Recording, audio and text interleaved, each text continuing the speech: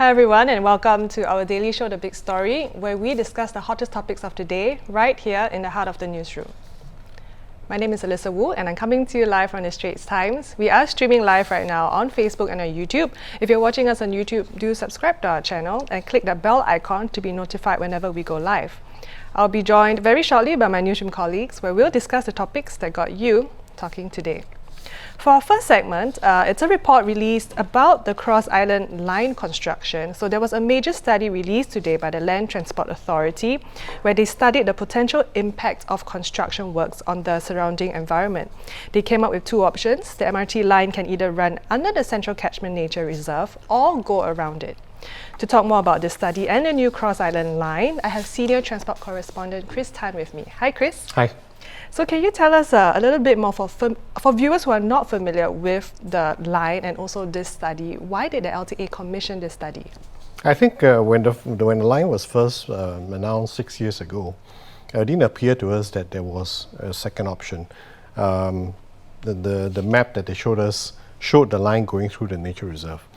And when that story came, when that story broke, I think the nature groups became quite concerned and became quite vocal, and hence the LTA came up with an alternative option that kind of skirts around the nature reserve. But then the residents living around there, where the skirting option is, also voiced their concerns. They say our home's going to be acquired, is there going to be noise, is there going to be dust? And that is why the LTA decided to do a comprehensive environmental assessment to see the options, the pros and cons of each option. So you were at the press conference today when they released the study. So which option do you think is the most feasible? And do you see any pros and cons? I think the thing that came out of the press conference today was that the bottom line was that both options were feasible.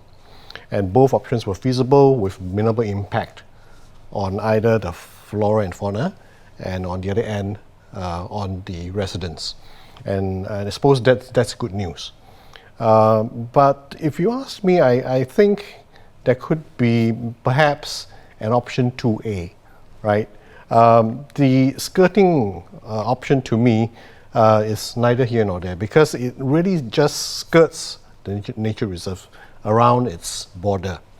And in that area, you don't serve any residents.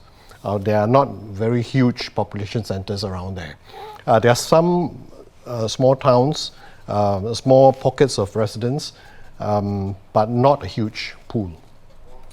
So if you just move the line a little south and straighten the skirting alignment, I think you have the possibility of serving a future town, which is the Bukit Brown development. That's slated for development in 2040, around there, and that would be just 10 years after, or less than 10 years after the Cross Island Line is built. That's right. So the first phase is meant to be completed, well, they say, by 2029, and then the rest of the line should be done like early 2030s. And this town is not a small town; it's a sizable town, right? It's bigger than Serangoon. So right now, the only line that serves there is the Circle Line. There's a Bukit Brown box station there. It's not been built. It's a provision for a station there. But the Circle Line is an orbital line. It's a very circuitous route. It doesn't have, it's also a very light, medium load kind of trains, 3-car trains. Whereas the Cross Island Line is a major line connecting from Changi all the way to Tuas. And it's got 8 cars, right? And speedier, higher frequency and all that, high capacity. So certainly you've studied the map, and I hope the LTA will take your Chris option into consideration. So do you think the line, so you mentioned that if they pull the line out a little bit, make it a bit straighter, would that be too close to any other lines, and how would that affect our underground structure? Because some people are worried that we're building so many things underground, will our city just cave in on itself? All right. So the only line that's quite close to this option, if you like, option 2A, would be the Circle Line. And it's nothing new. We have built lines and tunneled through live operating lines before, in some cases just meters away, right?